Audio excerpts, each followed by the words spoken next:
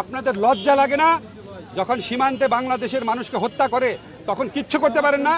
লাশ হস্তান্তরের জন্য হাতে পায়ে ধরেন। ছাত্রলীগের নেতাদেরকে যে পিটিয়ে বের করেছে সেখানে সিংহভাগ ছাত্রলীগ নেতা ছিল কিনা আপনি খবর নিয়ে দেখেন। আওয়ামী লীগ পরিবারের মধ্যে এই সমস্ত নিয়ে প্রশ্ন আছে কিনা।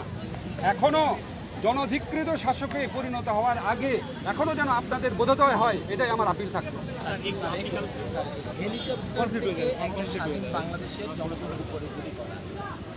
আমি শোনেন, আমার একটা কথা বলি, এই আন্দোলনের সময় যেভাবে সাজোয়াজান হেলিকপ্টার, সীমান্তরক্ষী বাহিনী, সেনাবাহিনী ব্যবহার করা হয়েছে, আমি তাদের উদ্দেশ্যে বলি, আপনাদের লজ্জা লাগে না? যখন সীমান্তে বাংলাদেশের মানুষকে হত্যা করে তখন কিচ্ছু করতে পারেন না। লাশ হস্তান্তরের জন্য হাতে পায়ে ধরেন। আপনাদের লজ্জা করে না? মিয়ানমার বারবার বাংলাদেশের স্থল সীমা অতিক্রম করে অ্যাটাক করে এই করে চুপচাপ বসে থাকেন। সব বীরত্ব, সব সাহসিকতা, সব অস্ত্র বাংলাদেশের তরুণদের উপর। আপনাদের লজ্জা হওয়া উচিত। এই সমস্ত বাহিনীর যারা প্রধান আছেন আপনাদের লজ্জা হওয়া উচিত এবং আপনাদের মনে রাখা উচিত কোনো অবৈধ আদেশ মানতে, চরম মানবাধিকার বিরোধী কোনো অবৈধ আদেশ মানতে আপনারা বাধ্য না। আপনারা আজকে যে কাজ করেছেন, কেউ বেশি করেছেন, কেউ কম করেছেন। আপনাদের পরিবারে আপনাদের সন্তানদেরকে জিজ্ঞেস করে দেখেন আপনারা ঠিক কাজটা করেছেন কিনা। নিজের বিবেকের কাছে জিজ্ঞেস করে দেখেন। আমাদের টাকায় আপনার অস্ত্র কেনা হয়, আমাদের টাকায় আপনার ট্রেনিং হয়, আমাদের টাকায় আপনাদের সমস্ত সুযোগ সুবিধা, আর আমাদের তরুণদের, আমাদের ছাত্রদেরকে এইভাবে গুলি করেন। আমি বিশ্বাস করতে পারি না। আমি কার্নিশে যেভাবে ছেলেটাকে গুলি করা দেখেছি, একটা ছেলের লাশ একটা সাদোয়া গান থেকে ফেলে, আমার মনে হয়েছে এটা কি গাজা স্ট্রিপ? আপনারা কি ইসরায়েলি বাহিনী? আপনাদের বোধোদয় হোক।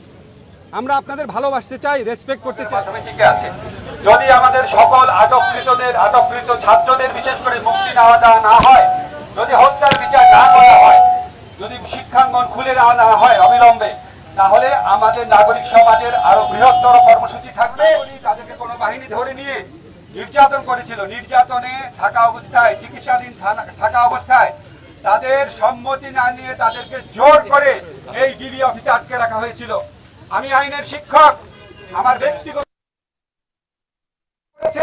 ডিবির তৎকালীন প্রধান হারুন সহ তারা প্রত্যেকে অ্যাবডাকশন এবং অপহরণ মামলার আসামি।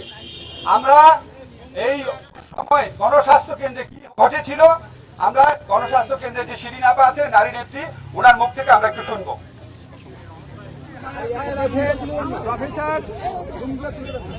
আমাদের এখানে রেজওয়ানা হাসান আছেন, শিরিন হক আছেন, আমাদের এখানে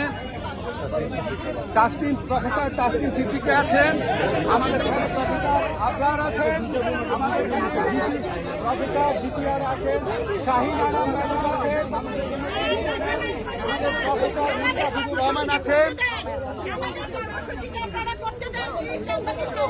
আমাদের আছেন জাহাঙ্গীরনগর ইউনিভার্সিটি, আমাদের আরো অনেকে আছেন, অনেকে আসবেন। আপনারা প্লিজ একটু ধৈর্য ধরেন। আমাদের একটা ব্যানার আছে, আপনারা একটু ওয়েট করেন প্লিজ। একটা মিনিট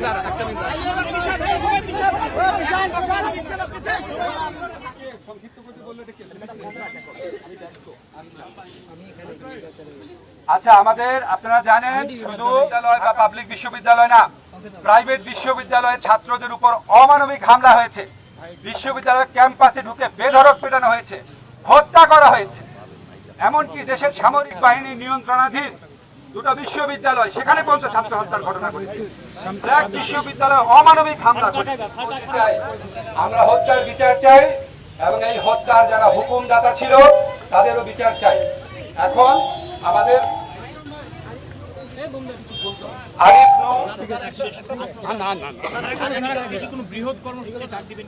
না ওটা তো বলেছে, ওখানে ওটা বলেছে। প্লিজ, আমি বলেছি ভাই, সব বলেছি, অনেক বলেছে, দিতে পারবে।